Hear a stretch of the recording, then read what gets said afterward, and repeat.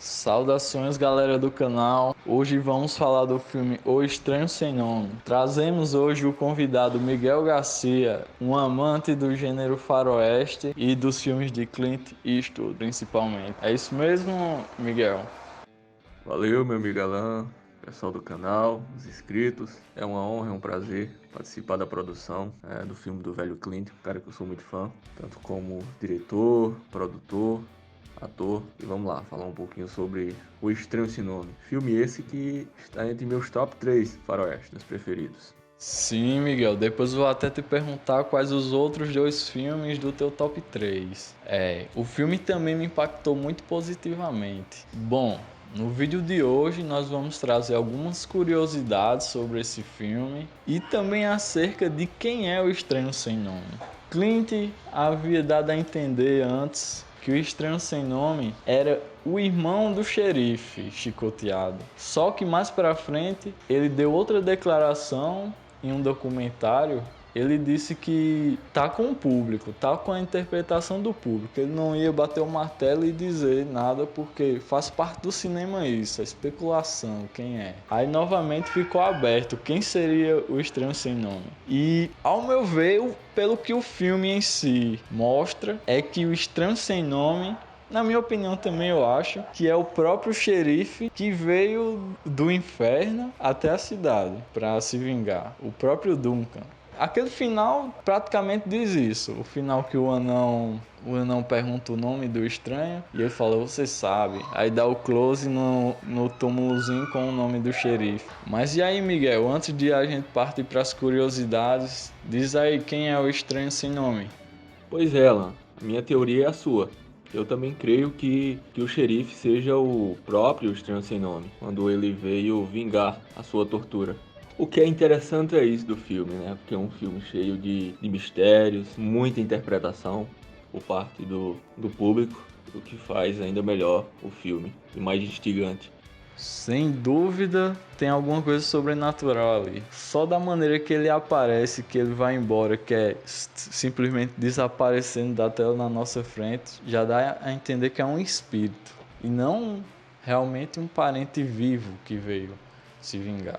Mas um ponto negativo nessa nossa maneira de pensar é que se fosse realmente o mesmo xerife, as pessoas talvez reconhecessem ele, já que elas viram ele morrer quando ele estava chegando, tal. Elas reconheceriam ele, mas ninguém conhece ele, a não ser que seja algum efeito de espírito, né? Espírito, volta com uma aparência diferente. E já vi gente também falar que ele era o próprio diabo vindo do inferno. E por isso tem aquela cena lá em que eles pintam toda a cidade de vermelho e a renomeiam como inferno.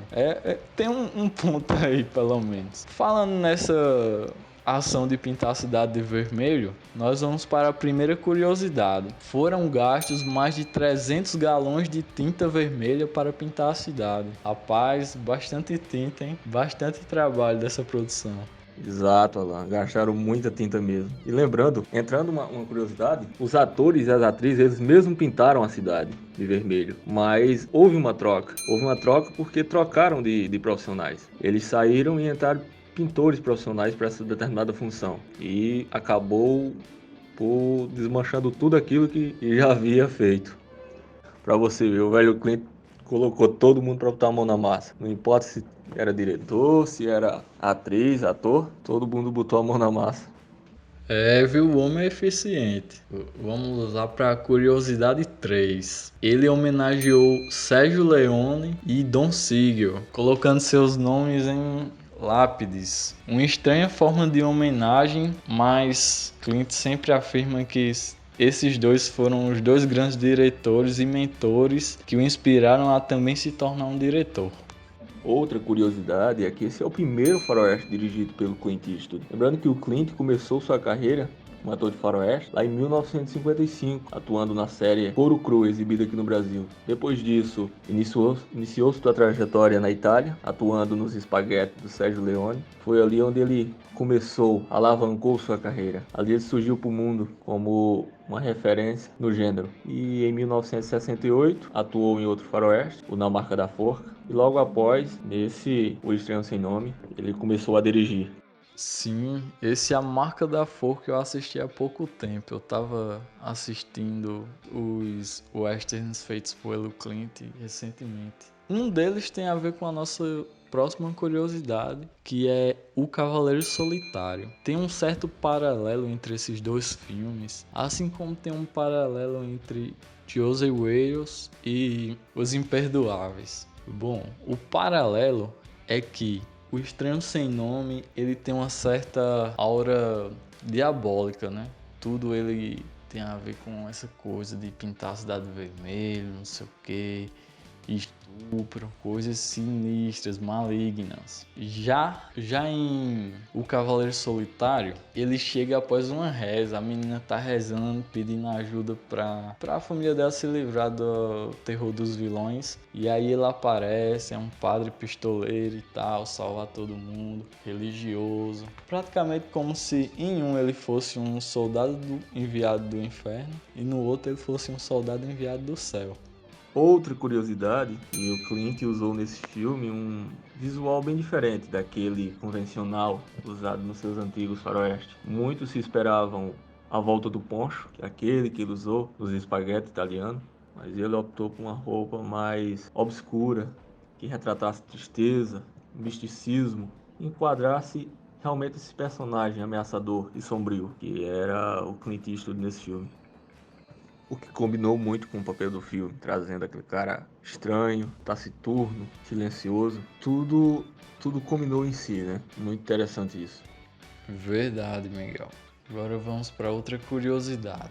Muitos já compararam Clint Eastwood com John Wayne, como se Clint fosse o novo John Wayne. John Wayne é aquele astro dos faroeste mais clássicos, antigos, tal, conservadores. Aí chegou Clint e de certa forma aconteceu de ele ser o novo John Wayne, o novo astro do cinema dos faroestes. Imagino que por isso ele admirava muito John Wayne e ele enviou uma carta para ele, o convidando para participar de um western juntos. Só que o Wayne recusou e não só isso, criticou a direção dele em O Estranho Sem Nome. Disse que era um filme muito violento e que não representava os valores dos cidadãos americanos.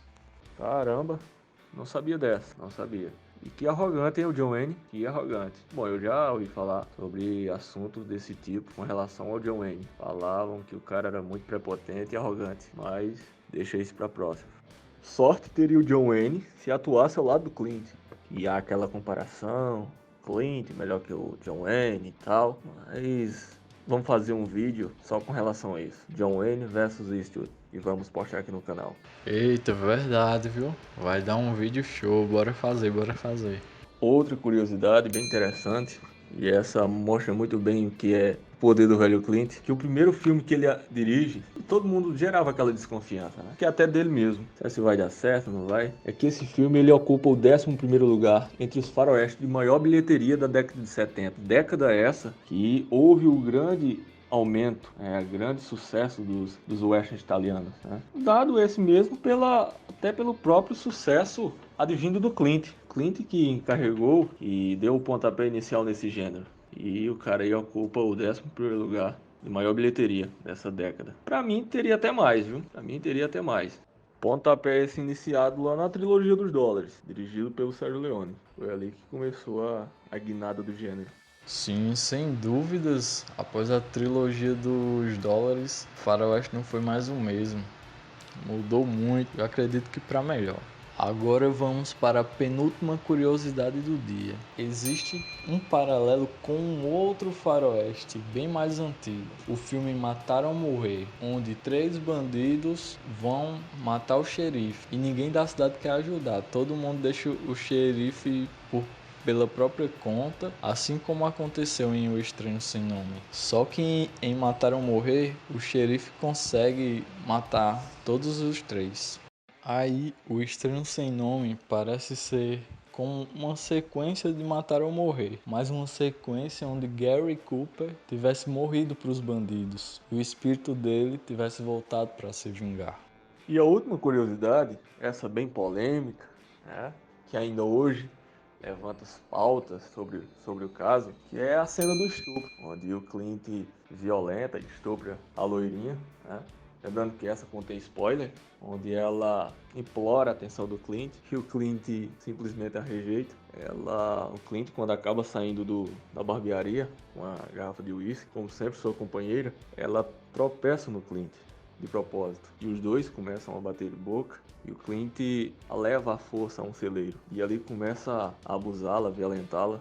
Até que chega um momento que ela gosta, que ela acaba cedendo para o Clint Eastwood. Lembrando que essa cena, na época, gerou maior polêmica, né? Muito se fala que o Clint pagou até uma quantia por um processo, né, em relação a essa cena. E é isso. Lembrando esse que é um filme bem polêmico, filme bem engajativo, que levanta diversas pautas sobre racismo, preconceito, né? E aconselho quem não viu ver, que é um filme muito bom. Mesmo aqueles amantes de faroeste, né, dos mais conservadores, da época do John Wayne, do Randolph Scott, Rock Lane, desses Western B, é um filme bem diferente, mas muito bom mesmo. Aconselho demais a cada um tirar um tempinho e ver esse filme. Verdade, meu amigo, um filme bastante polêmico e um dos principais faroestes sobrenaturais. Ainda tem outros que também tem uma pegada meio sombria, mas esse aí foi um dos melhores. Então, meu amigo Miguel, muito obrigado pela sua participação nesse vídeo. Vamos gravar muitos outros vídeos aí, vamos movimentar aí a comunidade do faroeste. Muito obrigado. Se você ficou até aqui no vídeo, se inscreva, deixa o like, um comentário, fala se você gostou, assistiu, quem é o Estranho Sem Nome para você. E até a próxima.